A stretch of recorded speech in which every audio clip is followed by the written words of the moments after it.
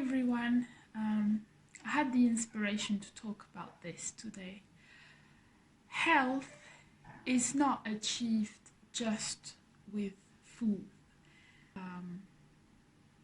I think that's very important to realize.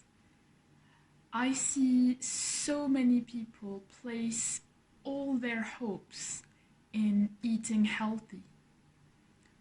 That used to be me a few years ago, where I thought I could solve all my health and all my life just with eating healthy. To find out later on that health is not just about food. The rest in your life matters too. What is the rest? So the rest in your life are your human needs, such as love and social connections and spiritual connection.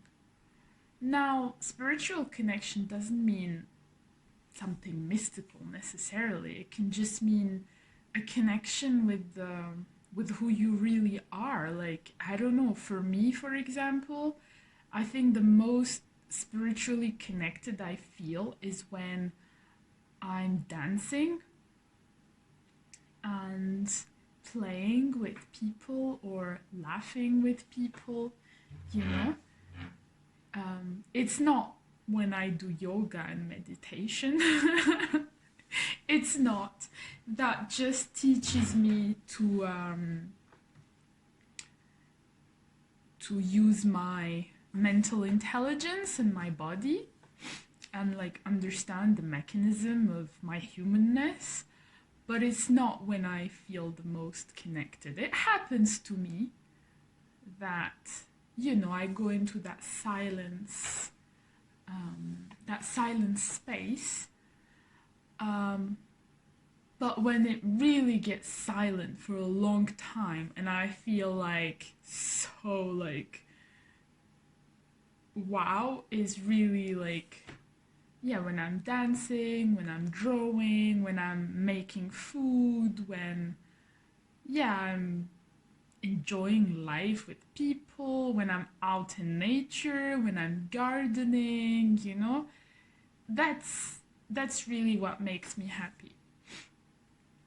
And your occupation, matters, what we do with our lives and our financial situation, basically what makes us happy. That's the rest, you know best. I can only give you examples that I can think of.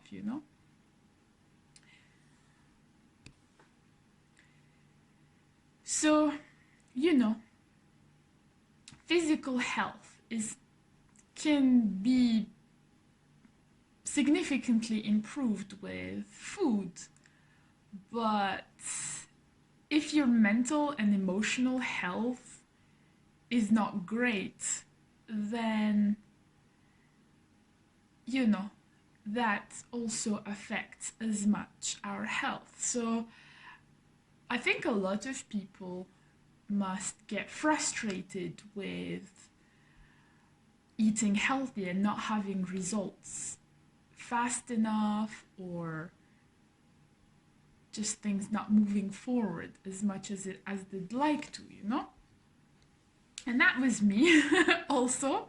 I was like, come on, I'm eating the healthiest food in the world and I still have this and I still have that, I just realized that my life was a disaster, And it wasn't my fault, but I was the only one who could put things back in order, I couldn't count on anyone else. And so the first thing that really, really, really helped me and made a huge difference is to look at the relationship with myself. Because you see, as a child, we don't have much control over um, the relationship with ourselves. You know, how we feel very much depends on the external world. But when we become adults and, our, adult caretakers are not there anymore, then, yeah, our life is in our hands. And that's actually very empowering. I know it's hard because it's a big responsibility to take life in your hands. It means, moving your ass. It means, getting out of your comfort zone. But that's where the results you're looking for are, you know? And I know it's hard to look at certain things in our lives and be honest with ourselves, Uh, but it's a relief, really. I know it's painful sometimes to realize where we're at, and but it's okay. There is no shame and no guilt needed there. It is what it is, and it's not your fault. you know, um, and things can change. Really, it's just that to create the change, it's not going to be the same anymore, And when it's not the same anymore, that means unknown, and unknown is always scary, but that's where the magic is. Um, it's not all fairy tale-ish, but um, that's a way to create change, positive changes. And so, you know, the things to look at are often, related to, childhood traumas or strong adversities or, you know, events that happened in our lives, dysfunctional or toxic relationships, and all of that can change by changing the relationship you have with yourself. And that really is to become aware of your inner dialogue. And also to have a distance with that inner dialogue. They are just thoughts, they're not who you are. So it's very important to do activities that give you a distance with that dialogue, and also to do some kind of work to change the inner dialogue so that it works for you, because you want a mental that works for you, not against you, not that gives you fear and makes you imagine like the worst scenarios all the time, and that tells you that you're not good or silly or stupid. You don't want that. That doesn't work for your well-being and for your health. So activities that give you a distance with the mind and just like quiets it down, you know best what it is. For some people it's meditation, for some people it's nature, for some people it's swimming, dancing, drawing, I don't know. As I mentioned earlier, for me it's dancing, gardening, having fun, not being caught up in the garbage. That's recycling in the mind, and work to change this inner dialogue is things like positive affirmations. So for me, for example, I had a really bad relationship with myself. I was very insecure. So what helped me a lot is to do self-love affirmations and confidence affirmations and safety affirmations, because That was a big issue in my life, you know, feeling safe. I had a lot of strong anxiety, you know, that was triggered by the smallest things. What else? Yeah, it depends what you need to, depends what you feel you need, you know, like there are even financial abundance affirmations, you know, to create the right mindset to create and attract financial abundance. Um, if you want to improve the way you are in relationships, there are relationship affirmations. Um, what else? Gratitude information. If you feel like you're a person who complains a lot and that puts you in a negative, you know, um, downward spiral, you know, if you know that you're pessimistic and it's just a habit, but it can change, you know, it can change.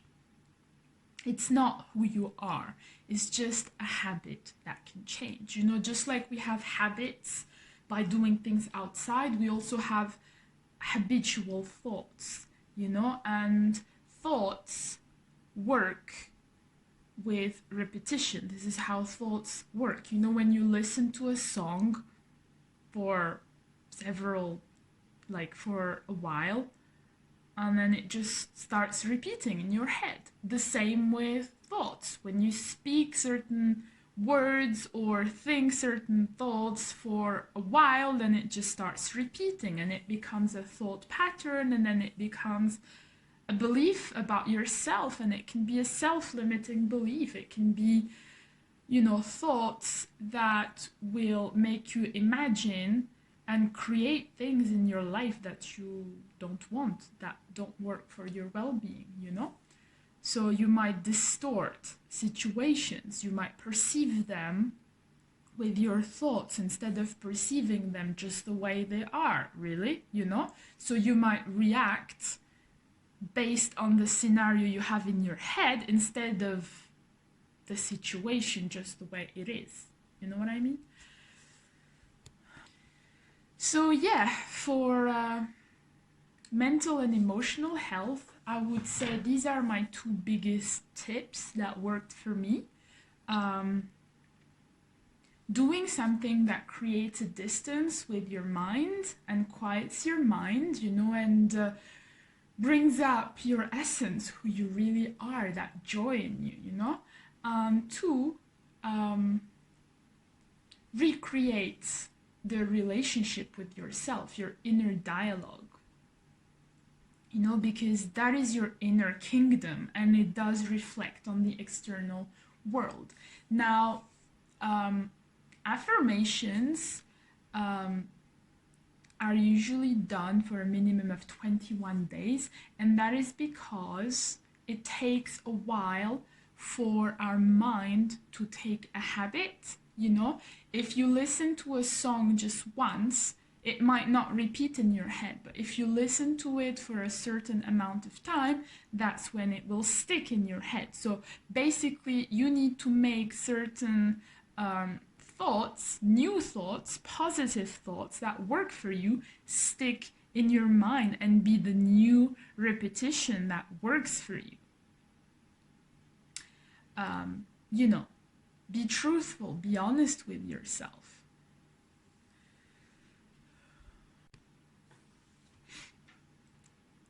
And going back to the fact that health is not achieved just with food, I have my own example. So, as you can see, first of all, on my face, I have healed the physical symptoms I used to have, but there are still, you know, things related to my past and that are still there, which with time and faith and doing the things that, you know, I know work for me, I know they will dissolve and it will get better. So there is something, for example, like for about a year now, I'm not able to breathe properly through my heart. And I know there is nothing I can do about it with food.